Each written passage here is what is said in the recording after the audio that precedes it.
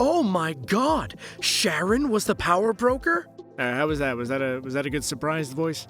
I've been taking acting classes. Anyway, fans had Sharon pegged as the mysterious power broker for ages before it was actually revealed in the explosive Falcon and the Winter Soldier finale, but while they may have guessed the broker's identity, few called her getting a full pardon from the state and choosing to stay in the criminal game. But that begs the question, what does this mean for the MCU? Now then, before we begin analyzing Sharon as a broker and what that means for the MCU too much, we should give ourselves a moment to get caught up on her story so far. Being the niece of Peggy Carter, the original love interest of one Steve Rogers, aka Captain America, Sharon grew up hearing her aunt tell stories about the Good Captain's exploits. Inspired by these tales, Sharon became a S.H.I.E.L.D. agent herself, earning the alias Agent 13 in the comics, and eventually did become a close partner of Steve's after he was unfrozen from the ice. But while in the comics this led to a long, heroic career, things turned out much less fortunately for her in the films.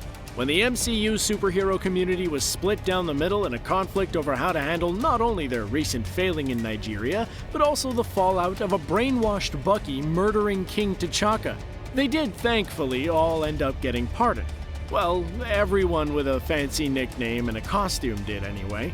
The movies kind of forgot about Sharon at this point, and clearly so did the United States government. As we learned during the Falcon and the Winter Soldier, this forced her to flee the country and establish herself in Madripoor, making her way as a dealer of stolen artwork, and later, off-brand superpowers. Now, as has been pointed out in countless places by now, Power Broker is not some new moniker the show made up for Sharon, but actually a name taken from actual villains from the comics, albeit ones that really have nothing to do with Sharon. The first Power Broker was a corrupt businessman by the name of Curtis Jackson, who was originally the one to give John Walker and Lamar Hoskins their powers, while the other was a modern tech billionaire parody character who spent a little while in the comics menacing Scott Lang when he was trying to establish himself as a superhero and security expert in Miami. Where these characters functioned as statements on the greed of those already wealthy, Sharon operates a bit differently, essentially choosing to be the bad guy since her own country insisted on branding her one for things out of her control anyway. She also acquired her goods through a much different source than the others, as she at one point partnered up with Wilfred Nagel, a character who, in the comics, originally oversaw the experiments that gave Isaiah Bradley his powers, whereas in the show, he reverse engineers it from his blood. Now, you'd think that finally earning that pardon, being welcomed back to her former station at the end of the show, and losing all of her super serum would be the end of Sharon's Power Broker days.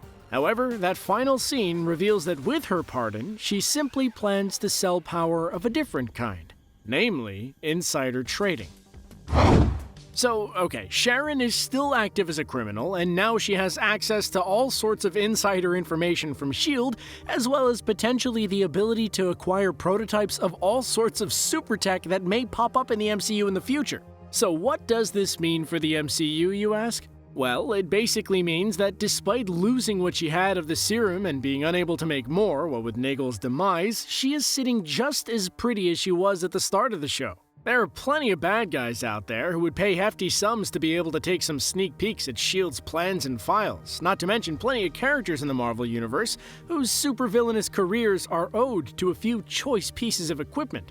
If Sharon makes good on handing out various superweapons to the crooks and thugs of the MCU, the setting may see a rise in small-time mercenary and henchman-style villain characters from the comics making future cameos. They'd all easily make for the perfect opening scene or mid-movie action fodder, making the MCU feel even more huge than it already is.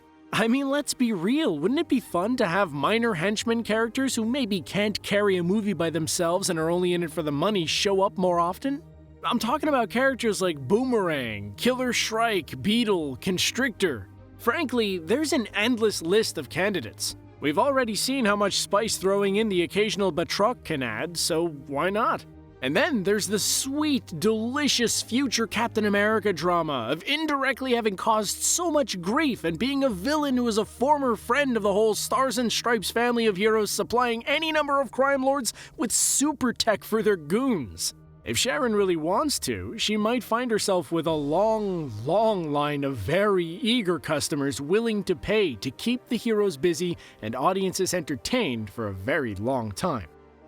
Be it super serum or experimental weapons and classified information, one thing that's for certain is that Sharon is far from done making mad cash. But if her acting this villainous is gonna lead to the MCU crawling with ever more colorful, wicked villains, then hey, I say 2 wrongs make something very, very right.